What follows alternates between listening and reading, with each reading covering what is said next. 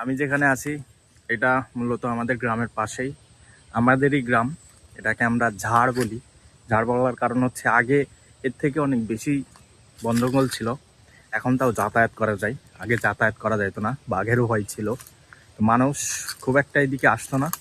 এখন পরিষ্কার পরিচ্ছন্ন করে অনেকটাই আগের থেকে গাছপালা কমিয়ে দেওয়া হয়েছে। অপ্রয়োজনীয় যে গাছপালা আছে সেগুলো এখন নাই বললেই চলে। কিন্তু তারপরেও আপনারা এখানে আসলে দেখবেন এটা কিছুটা সুন্দরবনের মতো ফিল দিবে আপনাকে।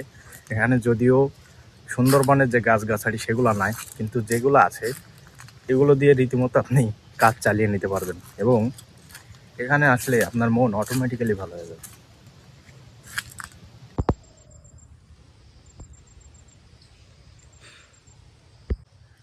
আমার পিছনে একটা ডোবা আছে, এখানে মাছ আছে কিনা আমরা এখন দেখব, কারণ এই জায়গাগুলোতে সচরাচর খুব একটা মানুষ যাতায়াত করে না।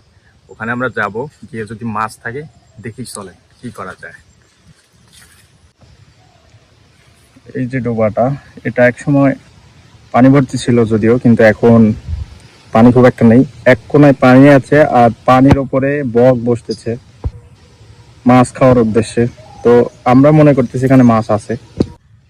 আর আরেকটা জিনিস হচ্ছে, এই যে আমাদের পাশে, আমার পাশে যেই যেই এগুলো দেখতেছেন এগুলোকে আঁখ বলা হয়, যেটা থেকে চিনি তৈরি হয়। আর এটাকে আমরা আমাদের গ্রামীণ ভাষায় বলি কুসুর। আমাদের এখানে মিল আছে, নর্থ বেঙ্গল সুগার মিল। আমরা এই কুসুরগুলো বা আখগুলো পরিষ্কার করে বোঝা বেঁধে গাড়িতে করে ওই সুগার মিলে পাঠিয়ে দিই, সেখান থেকে চিনি উৎপাদন হয় এবং সেই চিনি কিন্তু আমরা আপনারা সকলে খাই।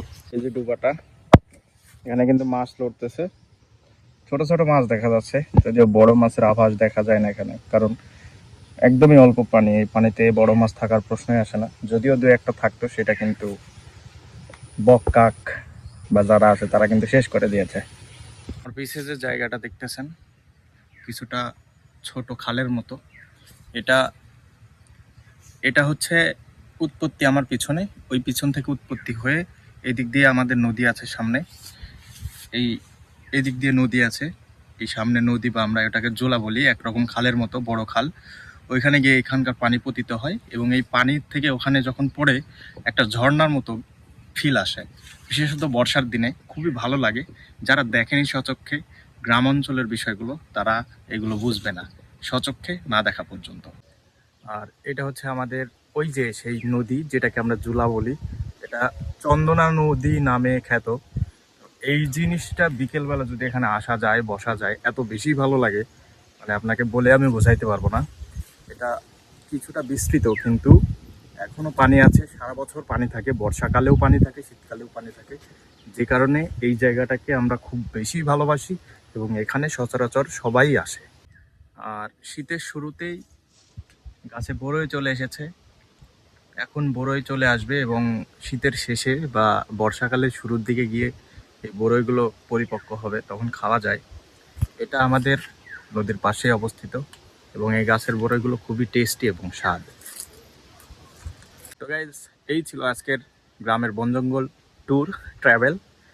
আশা করি আপনাদের সকলের ভালো লাগবে। যদি ভালো লাগে অবশ্যই চ্যানেলটিকে সাবস্ক্রাইব করবেন এবং লাইক করে জানিয়ে দিন আমার ভিডিও আপনাদের ভালো লাগছে, এবং অবশ্যই কমেন্ট করবেন কি ধরনের ভিডিও আপনাদের চাই, কি ধরনের ট্রাভেল আপনারা চান, বাড়ির কাছে নাকি দূরে।